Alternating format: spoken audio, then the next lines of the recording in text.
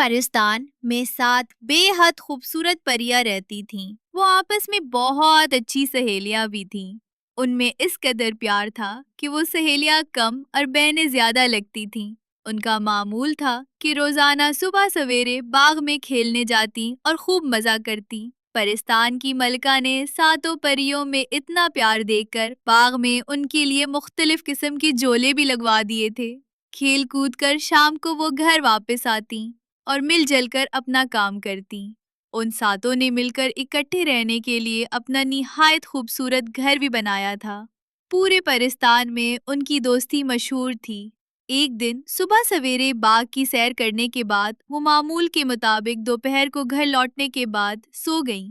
जब शाम को उठी तो क्या देखती हैं कि उनकी एक सहेली तेज बुखार में तड़प रही है। उनमें से एक हकीम को बुला लाई।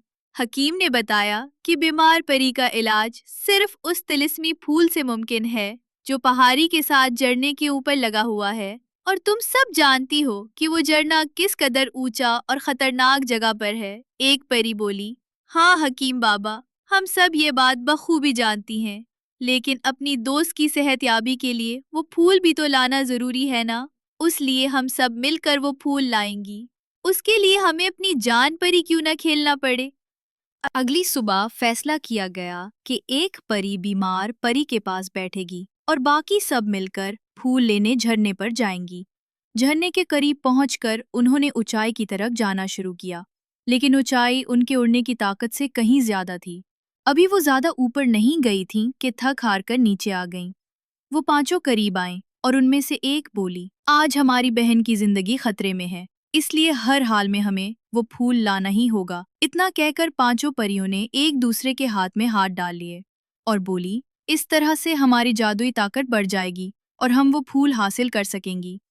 अब की बार पांचों अपनी ताकत मिलाकर उड़ी और बिल आखिर झरने तक पहुंच गईं। उन्हें कुछ फासले पर ही एक सफेद फूल नजर आया और वो समझ गईं कि उसी का अरक पिलाने से बीमार परी सेहतयाब होगी। पांचों में से एक परी बोली, तुम झरने के करीब रुको, मैं आगे बढ़कर फूल तोड़ के लाती हूँ। इतना कहकर परी फूल के करीब पहुंची और उसे तोड़ने में कामयाब भी हो गई। इससे पहले कि वो वापस लौटती, पानी की तेज धार और हवा से वो अपना तवाज़ुन बरकरार ना रख सकी। सफेद फूल उसके हाथ में मौजूद था और वो पानी की तेज मौजों में आगे ही आगे बहती जा रही थी। ये देखकर दूर खड़ी चारों परियों के हवास साथ छोड़ने लगे। वो हाथ पकड़कर तेजी से अपनी सहेली को बचाने उसके करीब आईं और पानी की तेज मौजों में से खींचकर बाहर लाने में कामयाब तो हो गईं, लेकिन सफेद फूल लाने वाली परी उस हादसे में अपनी उड़ने की सलाहियत खो चुकी थी। बच्चों, हमेशा याद रखो कि दोस्ती और सच्चे रिश्ते निभाने के लिए दी जाने वाली कुर्बानियां उन्हें मजीद मजबूत और खालिस बना देती हैं। Hey everyone! If you're new here, hit that subscribe button so you never miss an awesome video.